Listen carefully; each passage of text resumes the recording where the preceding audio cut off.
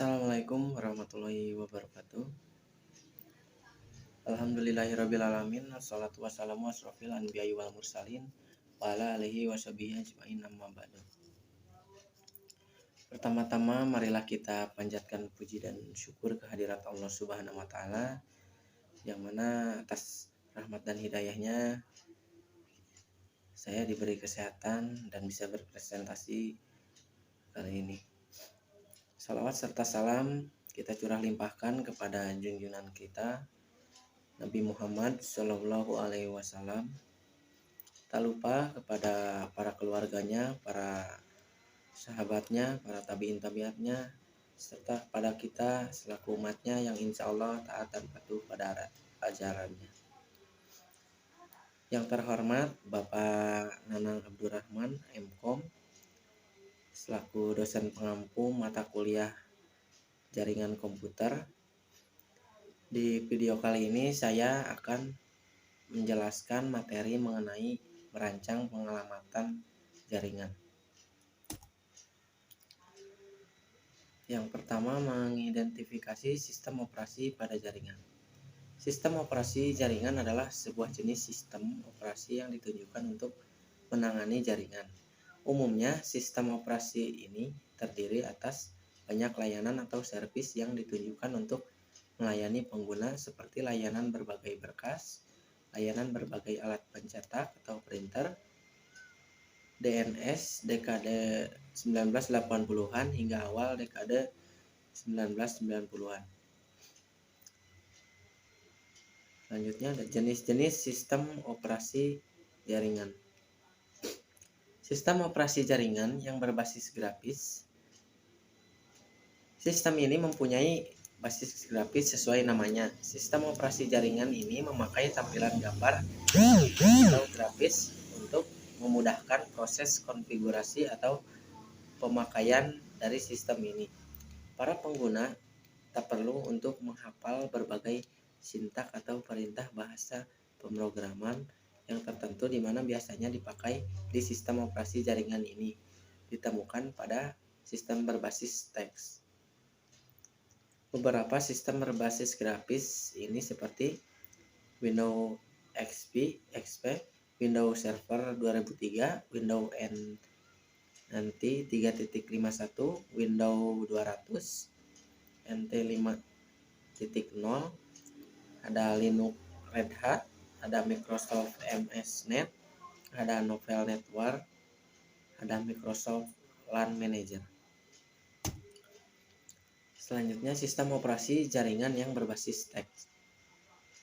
Network operasi sistem.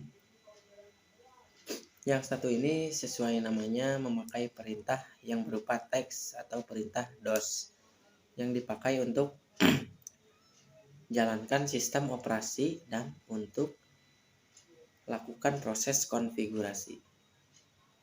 Para pemakainya kerap kali diharapkan untuk dapat menghafal berbagai sintak atau perintah DOS yang kerap digunakan supaya bisa untuk dijalankan sistem operasi jaringan ini secara baik. Contoh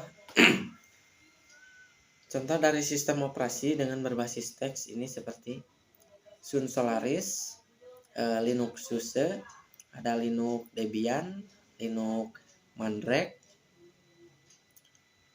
ada Mac OS, ada Knoppix, ada Unix, ada Windows 2003 Server, ada Windows 2000 Server, ada Windows NT.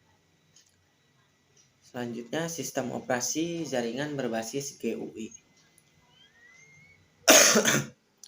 Sistem berbasis GUI merupakan sistem operasi di mana penggunanya tidak perlu menghafal berbagai baris kode dan bahasa pemrograman yang ruwet.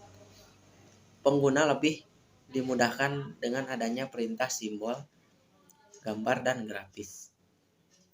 Berikut adalah jenis sistem operasi berbasis GUI.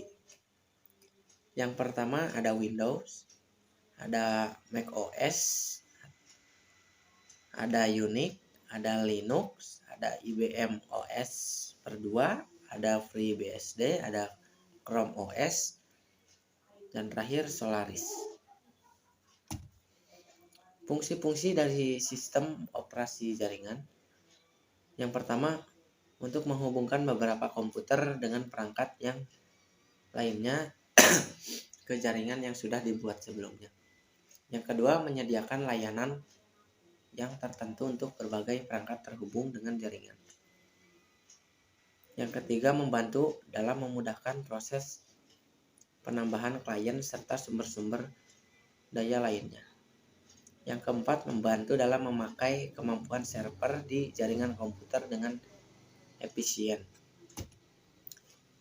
Yang kedua, menginstal dan mengkonfigurasi jaringan. Ada cara menginstal driver NIC pada SO berbasis Windows. Untuk menginstal driver pada komputer atau laptop terdapat dua cara, yaitu cara pertama dengan menginstal secara langsung software driver dari perangkat yang digunakan sesuai dengan merek dan tipenya seperti driver NIC, driver VGA, audio, webcam, dan perangkat lain. Lalu cara kedua adalah dengan cara pertama, masuk ke menu kontrol panel atau sistem dan security, atau kemudian pada sidebar sebelah kiri pilih device manager, lalu perhatikan perangkat mana saja yang belum terinstall driver. Biasanya ada tanda tanya berwarna kuning jika driver belum terinstall. Lalu klik kanan pada perangkat yang akan diinstal, kemudian pilih update driver software, kemudian arahkan di mana letak dari driver tersebut disimpan. Selanjutnya tunggu sampai sistem selesai memperbarui driver tersebut. Ada cara mengkonfigurasi jaringan berbasis GUI Windows. Cara ke-1, klik Start Control Panel, Network dan Internet Network dan Sharing Center. Kedua, klik kanan ikon jaringanmu. Kemudian klik Properties. Pada jendela Local Area Connection, klik Internet Protocol version 4. Kemudian klik tombol Properties. Pada jendela Internet Protocol version 4, kamu akan mendapat dua pilihan pengisian alamat IP. Cara kedua, isikan IP address sesuai dengan keinginanmu, misalnya 193.168.0.70 untuk komputer pertama, 198.168.0.71 untuk komputer kedua, dan seterusnya. Kemudian masukkan alamat server pada kontak default gateway berupa 193.168.0.1. Kemudian jika diperlukan untuk mengaktifkan domain nama sistem atau DNS, isikan preferred DNS server dan alternatif DNS server. Jika sudah selesai, klik OK. Yang ketiga, ada cara mengkonfigurasi jaringan berbasis GUI Linux. Yang pertama, buka terminal Anda, kemudian ketik perintah di bawah ini. Agar konfigurasi dapat tersimpan dan tidak hilang ketika di reboot, maka kita dapat mengedit file seperti di PPT ini. Isi yang terdapat di file ifcfg -eth0 adalah device.2 menunjukkan device yang dipakai.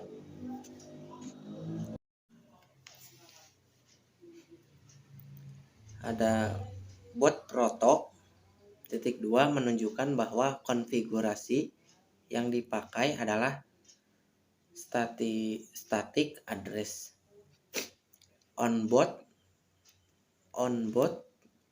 titik 2 option ini menunjukkan apakah konfigurasi ini dibaca ketika proses booting atau tidak. Selanjutnya lakukan seperti di PPT yang sudah saya buat.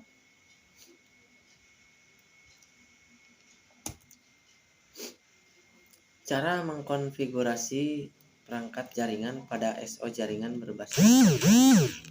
Caranya bisa Anda lihat di PPT yang sudah saya buat. Ada 3 cara.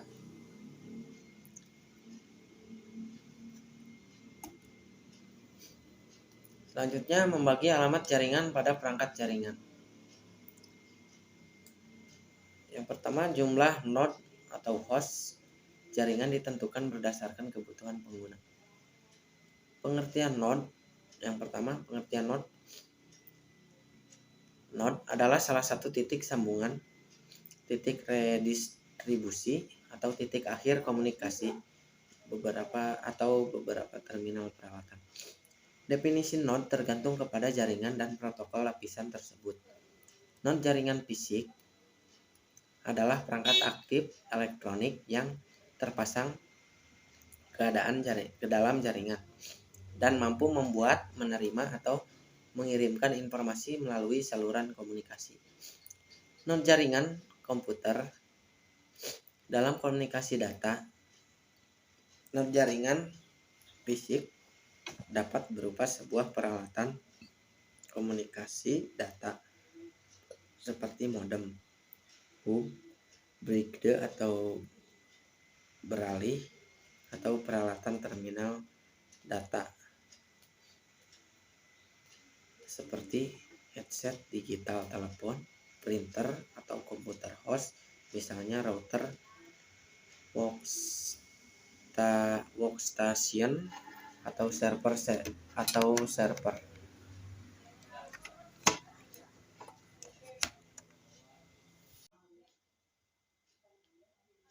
Fungsi node.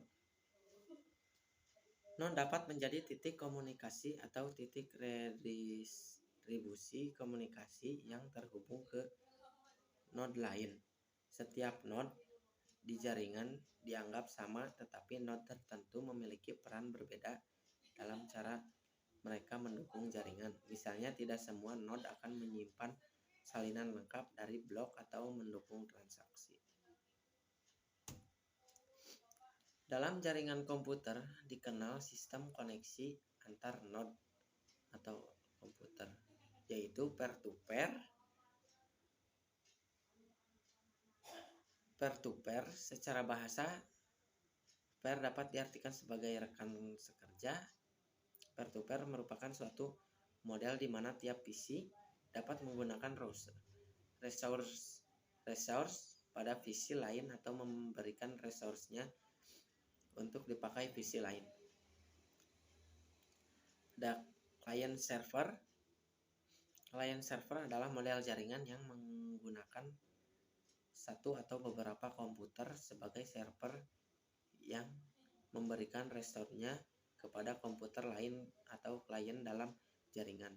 Server akan mengatur mekanisme akses browser yang boleh digunakan dan juga mekanisme komunikasi antar node dalam jaringan. Jenis-jenis layanan klien server antara lain ada file server untuk memberikan layanan fungsi pengolahan file, ada print server memberikan layanan fungsi pencetakan, ada database server, proses fungsional tentang database dijalankan pada mesin ini dan stasiun lain dapat minta pelayanan. Ada DIP, dokumen informasi processing, mempersembahkan pelayanan fungsi penyimpanan, manajemen, dan pengambilan data. Yang kedua, segmen pada jaringan. Pengertian segmen jaringan. Segmen jaringan adalah gagasan untuk membuat sub jaringan dalam jaringan perusahaan atau seberapa jenis jaringan komputer lain secara keseluruhan. Segmentasi jaringan memungkinkan penahanan malware dan ancaman lainnya dan dapat menambah efisiensi dalam hal kinerja jaringan. Keuntungan segmentasi jaringan yaitu berkurangnya kemacetan, peningkatan performa tercapai karena pada jaringan tersegmentasi terdapat lebih dari host per sub jaringan sehingga meminimalkan lalu lintas lokal. Yang kedua, keamanan yang baik. 3. Siaran akan dimuat ke jaringan lokal. 4. Ada pengurangan permukaan serangan yang tersedia untuk pivot jika salah satu host pada segmen jaringan di komputer dikompromikan. Vektor serangan umum seperti keracunan LLMNR dan NetBIOS dapat sebagian dikurangi dengan segmentasi jaringan yang tepat karena mereka hanya bekerja pada jaringan lokal. Untuk alasan ini dianjurkan untuk menyegmentasi berbagai area jaringan dengan menggunakan contoh dasar adalah untuk membagi server web, database server, dan pengguna standar mesin masing-masing ke segmen mereka sendiri. Selanjutnya, kelas IP address, subnetting, dan PLSM. IP address adalah alamat yang diberikan ke jaringan dan peralatan jaringan yang menggunakan protokol TCP atau IP. IP address terdiri atas 32 bit, biari di digit atau bilangan duaan. Angka biner yang dibagi dalam 4 oktet byte terdiri dari 8 bit. Setiap bit mempresentasikan bilangan desimal mulai dari 0 sampai 255. Subnetting. Seorang network administrator seringkali membutuhkan pembagian network dari suatu IP address yang telah diberikan oleh Internet Service Provider. Dikarenakan persediaan IP address pada saat ini sangat terbatas akibat menjamurnya situs-situs di internet.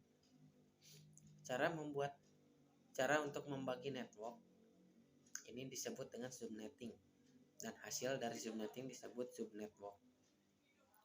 PLSM, Variable Length Subnet Mask.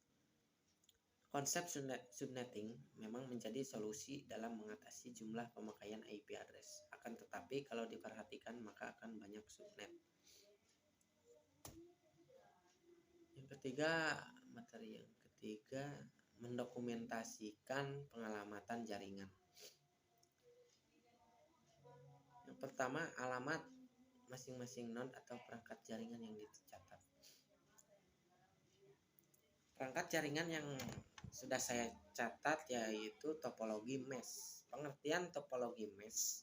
Topologi mesh disebut juga dengan topologi jala karena bentuknya yang menyerupai jala. Untuk pengertian topologi mesh adalah suatu bentuk hubungan antar perangkat di mana setiap perangkat saling terhubung secara langsung ke perangkat lainnya yang berada dalam satu jaringan. Cara kerja topologi mesh secara sederhana, cara kerja topologi mesh adalah setiap node pada jaringan akan saling terhubung karena menggunakan kabel yang langsung menuju node yang dituju. Jadi, data yang mengalir akan langsung menuju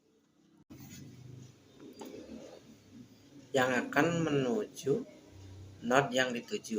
Jadi data yang mengalir akan langsung menuju ke node yang dituju sehingga data yang mengalir pada topologi mesh sangat cepat. Data yang mengalir ini langsung menuju node tujuan tanpa harus melalui node lain dan hybrid. Kelebihan topologi mesh Topologi mesh memiliki hubungan dedicated link yang menjamin data langsung dikirim ke komputer tujuan tanpa harus melalui komputer lain, sehingga data yang mengalir dapat berjalan lebih cepat. Topologi mesh memiliki sifat robust, yaitu jika terjadi gangguan pada koneksi komputer A dengan komputer B karena kerusakan kabel koneksi links antara A dan B, maka gangguan tersebut tidak akan mempengaruhi koneksi komputer A dengan komputer lainnya.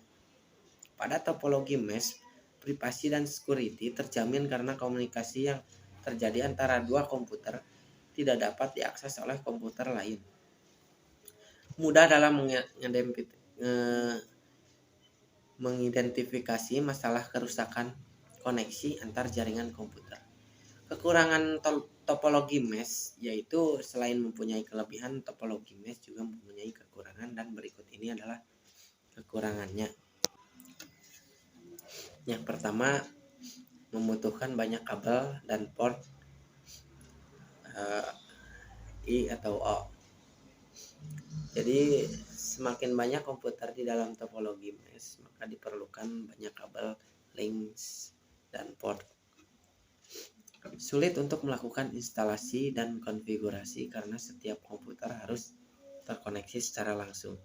Jaringan komputer dengan topologi mesh sangat banyak menggunakan kabel dan diperlukan ruang yang cukup besar untuk membangun jaringan komputer. Yang ketiga, mendokumentasikan pengalamatan jaringan. Sebagai contoh, merancang jaringan dengan menggunakan packet tracer. Packet tracer adalah simulator alat jaringan Cisco yang sering digunakan sebagai media pembelajaran dan pelatihan, dan juga dalam bidang penelitian simulasi jaringan komputer. Alat-alat yang dibutuhkan untuk membuat jaringan adalah sebagai berikut: tank riving, yang kedua konektor RJ45, yang ketiga kabel UTP, yang keempat LAN card atau modem, yang kelima tester, yang keenam switch hub, yang ketujuh sambungan ke internet. Nah, di sini ada cara pertama membuat topologi mesh. Bisa dilihat.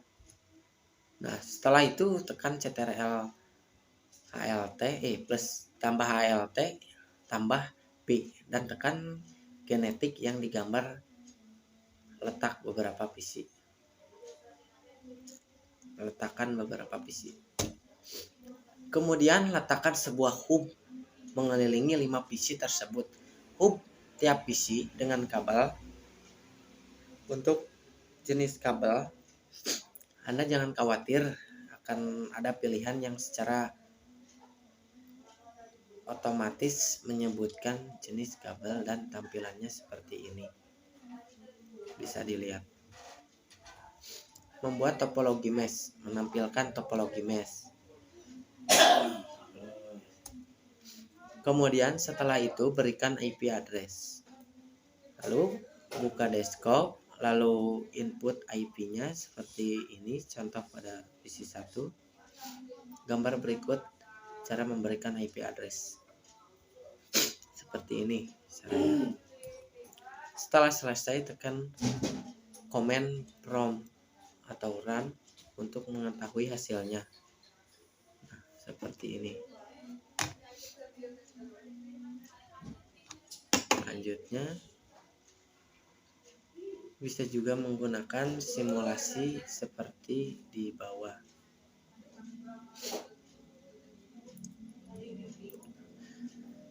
Sekian presentasi yang dapat saya sampaikan, kurang lebihnya mohon dimaafkan.